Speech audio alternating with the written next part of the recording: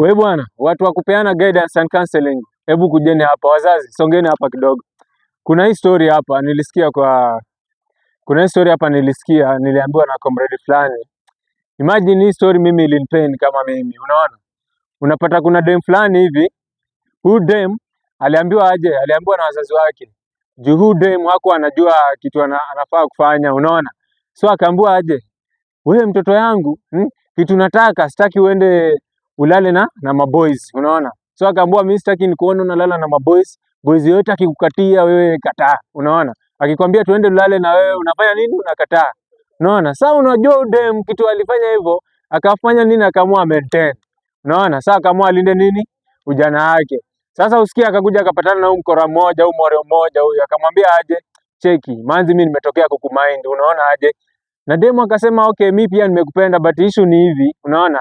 Wazazi wangu waliniambia mimi nisilale na maboys, unaona? Sasa msesi akamchapea akamwambia sikia, si lazima tulale, mimi hata tunaweza fanya tukisimama. Usikii demo akaingia box, unaona? Sasa after some months hivi wazazi wakaanza kushangaa nini inaendelea, wanaona tumbo inafura.